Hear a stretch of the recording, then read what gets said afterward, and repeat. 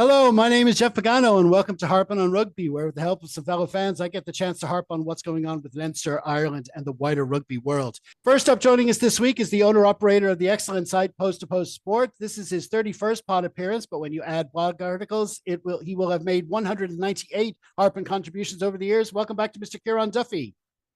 Yeah, nice to be back. I'm pushing that 200.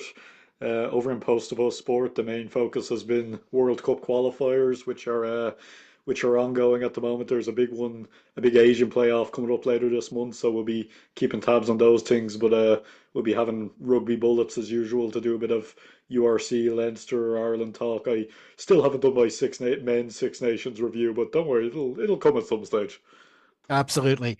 And also joining us is someone not quite on those kind of harping numbers yet, but with this being his seventh pod, he's certainly well on his way. Hello once more to Mr. Hugo Gordon. Thanks very much for having me back. I'm a little bit embarrassed by my low numbers now. We'll get you there. Plenty of matches ahead. And so now this brings us to our final thoughts, starting with Kieran. Yeah, look comprehensive. I mean, 62-0. I think it was good because mainly because the pool stages wasn't easy.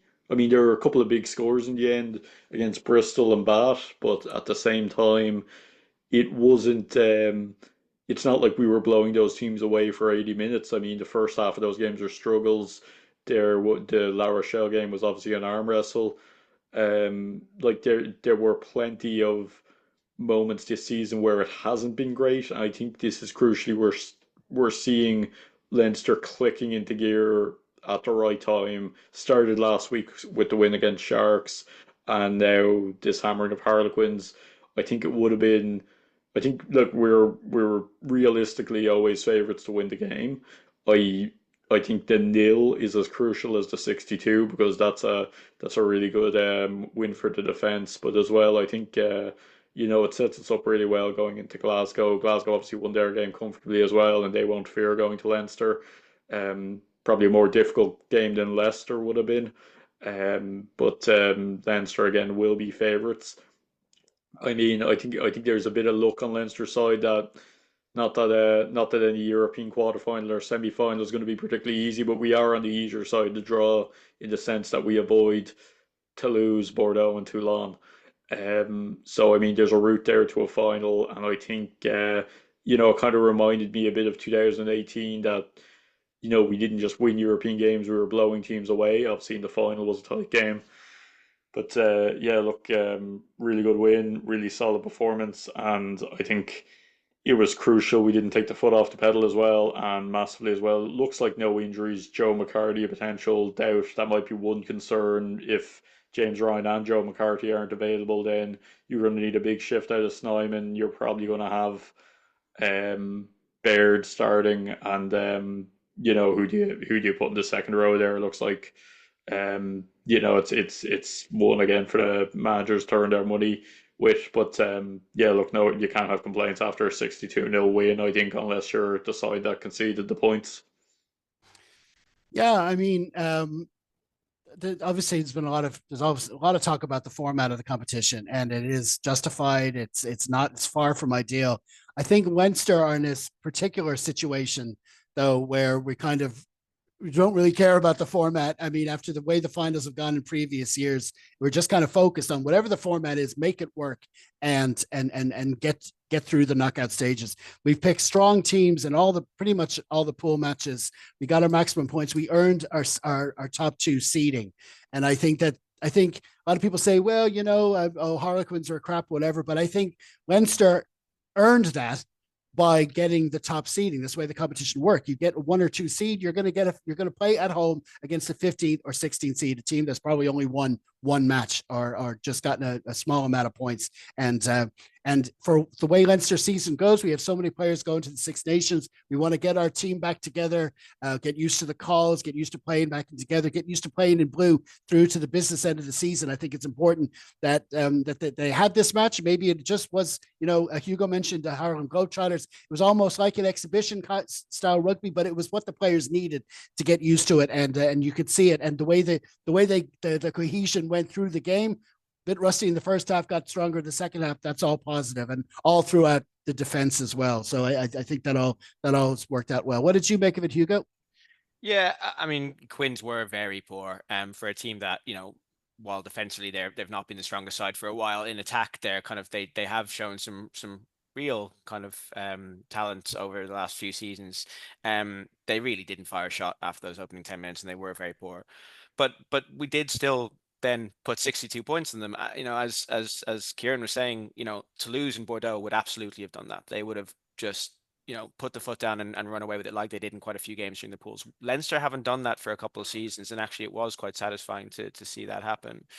Um, the attack was great, but as Kieran said, the defense was brilliant the whole way through. We completely suffocated them out of the game. They weren't throwing a huge amount at us, but we completely shut it down. And as Kieran said, that 0 is really as important as the 62. It's our defense that's gotten us this far so far. We have not been great in attack this tournament until this game, really. But that defense continues to be incredibly impressive, and you feel it will be kind of really central to any kind of tilt of the trophy if we were to kind of go that far. Um, and some of those handling, some of those, it was really fun to watch. We scored some really fun tries in this, just some really lovely play that again we haven't necessarily seen from Leinster over the last season or two, and hopefully this isn't a blip. Hopefully it is a kind of a sign that we are moving in a more positive place in that way.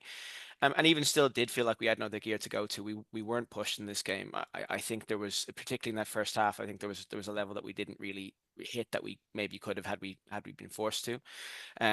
The danger, I guess, is that you go into the next game a little bit undercooked. But I think there was the kind of the real positive to take is that actually we could have done more. We actually left points out there, and there is another level for us to go to. I thought some really, really good individual performances. We talked about James Lowe already and Jordy Barrett, both of whom were brilliant. I thought Sam Prendergast was very, very good.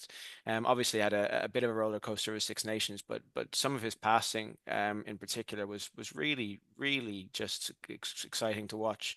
And he definitively won the battle of the kind of exciting young, high-profile tens. I thought Marcus Smith had a pretty ordinary game. Quince's tactic clearly early on was to send up quite a few high balls, contestables, really targeting Osborne in particular early on. And they did it a lot. They kicked a lot in this game, and it did not work. The kicks were not particularly good.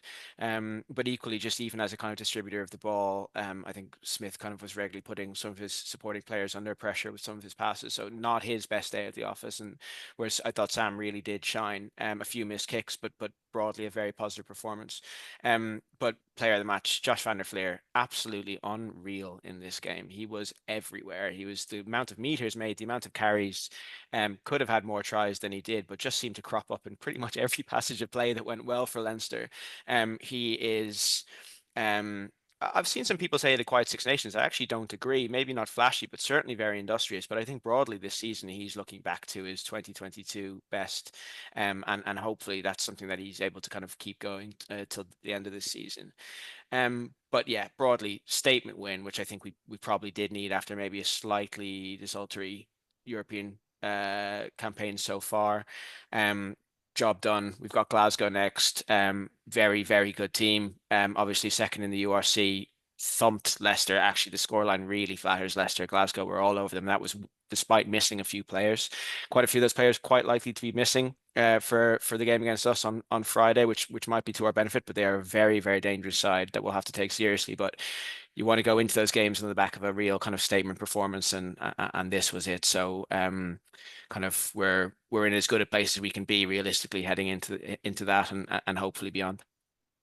Yeah, I mean, it's a good point about Harlequins. I mean, they got themselves kind of reputation not just a couple of seasons ago of they'd be in a game that had 62 points in it, but it'd be more like a 32-20, 32-30 result in that case. But not so much this. We kind of strangled them with our defense. I think they were I think maybe I spoke earlier about their decision making. I think it was probably our defense that had them doing like that. They knew what they were up against, and they knew that they had to kind of make quick decisions and try to make things happen when they could, and that kind of put them on the back foot. But a big contrast as well to Glasgow next week as well. I mean, they're missing Tuapalatu and Jones in the midfield, which you think would cripple most teams, especially coming up against Leinster. But like you said, they won't fear any away trip. They went down to South Africa and won the URC just last May, and they will definitely be up for this next Friday. So we're going to have to keep that momentum going for sure. That's